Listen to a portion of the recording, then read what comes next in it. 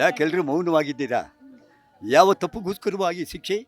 ನಮ್ಮ ಸಾವುಕಾರ ಸಿದ್ದಪ್ಪನ ಮಗಳನ್ನ ಮಾನಭಂಗ ಮಾಡೋಕ್ಕೆ ಹೋಗಿದ್ದಲ್ಲ, ಅದಕ್ಕೆ. ವಿಶ್ವಣ್ಣ, ಇದೇ ಮಾತನ್ನು ಬೇರೆ ಯಾರಾದರೂ ಮಾತಾಡಿದರೆ ಅವರ ಕತ್ತನ್ನು ಕತ್ತರಿಸಿ ತುಂಡು ಮಾಡಾಕ್ತಿದ್ದೆ. ನೋಡ್ದೇನಮ್ಮ ಅವನು ಆಡ್ತಾ ಇರೋ. ಬಾರೋ ಕತ್ತರಿಸ್ಬಾರೋ, ನಿನ್ನೆ ಹೆತ್ತ ತಪ್ಪಿಗೆ ಅದು ಒಂದು ಆಗೋಗ್ಬಿಡ್ಲಿ. ಸಾಕು, ಸುಮ್ಮನೆ ಇರಮ್ಮ ನೀನು. ಬಾಯಿಗೆ ಬಂದಾಗ ಏನೇನೋ ಮಾತಾಡ್ಬೇಡಿ.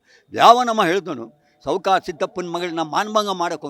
ಯಾವನೋ ಯಾಕೋ ಹೇಳ್ತಾನೆ, ಸಾಕ್ಷಾತ್ ಸಾವುಕಾರ ಸಿದ್ದಪ್ಪನವರೇ ಇಲ್ಲಿಗೆ ಬಂದಿದ್ರಪ್ಪ.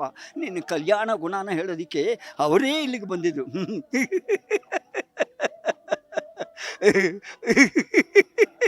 ಸಾವುಕಾರ ಬಂದಿದ್ನೋ ಸಾವುಕಾರ?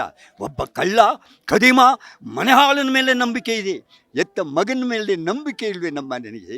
ನೀನೇನು ಹಾಲು ಕುಡಿಸಿ ಬೆಳೆಸಿದ್ಯೋ ಇಲ್ಲ ವಿಷ ಕುಡಿಸಿ ಬೆಳೆಸಿದ್ಯೋ? ಗುಲಾಬಿ ಗಿಡದಲ್ಲಿ ಕಣ್ಣುಗುಳುವ ಬಿಡುತ್ತೀಯೇನಮ್ಮ? ಗುಲಾಬಿ ಗಿಡದಲ್ಲಿ ಮುಳ್ಳು ಬಿಡುತ್ತೆ ಗೊತ್ತೇನಪ್ಪ ನೀ? ಅಂದರೆ ನನ್ನನ್ನು ಮುಳ್ಳು ಅಂತ ಸಾಧಿಸ್ಬಿಟ್ಟಿಯ. ಬರೀ ಮುಳ್ಳಲ್ಲ ಕಾಣು ನೀನು, ವಿಷ ತುಂಬಿಕೊಂಡಿರುವಂಥ ಮುಳ್ಳು. ಅದು ತಪ್ಪು ಅಂತ ಸಾಧಿಸೋದಾದರೆ ಹೋಗು, ನಮ್ಮ ದಣಿ ಸಾವುಕಾರ ಸಿದ್ದಪ್ಪನ ಕಾಲ ಮೇಲೆ ಬಿದ್ದು ಕ್ಷಮಾಪಣೆ ಕೇಳು. ಆಗಲಾದರೂ ನನ್ನ ಎಷ್ಟೋ ಒಳ್ಳೆ ಬುದ್ಧಿ ಬರ್ತಾಯಿದ್ದೆ.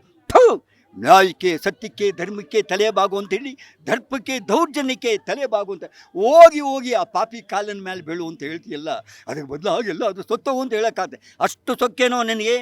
ಮನೆ ಬಿಟ್ಟು ಆಚೆಗೆ ಇನ್ನೇ ಮನೇಲಿ ನಿನ್ನ ಜಾಗ ಇಲ್ಲ. ವಿಶ್ವಣ್ಣ, ಸ್ವಲ್ಪ ತಡ್ಕೊಳ್ಳಪ್ಪ. ಯಾಕೆ ಇಷ್ಟೊಂದು ಅವತಾರ ಪಡ್ತೀಯ? ನಂಬಿಕೆ ಇದ್ದವರು ಜಾಗದಲ್ಲಿ ನಾನು ಇರೋದಕ್ಕೂ ಇಷ್ಟಪಡಲ್ಲ. ನಾನು ಬರ್ತೀನಮ್ಮ. ಅದಕ್ಕೆಮ್ಮ ನೀವು ಯಾಕೆ ಕಣ್ಣಲ್ಲಿ ನೀರು ಹಾಕ್ತೀರ? ಅದಕ್ಕೆಮ್ಮ, ಈ ಭದ್ರಾ ಇಂಥ ತಪ್ಪು ಕೆಲಸ ಮಾಡಲ್ಲ ಅನ್ನೋದು ನಿಮ್ಮ ಮನಸ್ಸಲ್ಲಿದ್ದರೆ ನನ್ನ ಇಷ್ಟೇ ಸಾಕು. ಅದಕ್ಕೆ ಅನ್ನೋ ಮಾತು ದೇವತೆನ ಯಾವಾಗಲೂ ಈ ನಿಮ್ಮ ಭದ್ರಾ ಈ ಹೃದಯದಲ್ಲಿಟ್ಟು ಪೂಜೆ ಮಾಡ್ಕೊಂಡು ನಾನು ಬರ್ತೀನಿ. ಅದಕ್ಕೆಮ್ಮ, ನಾನು ಬರ್ತೀನಿ.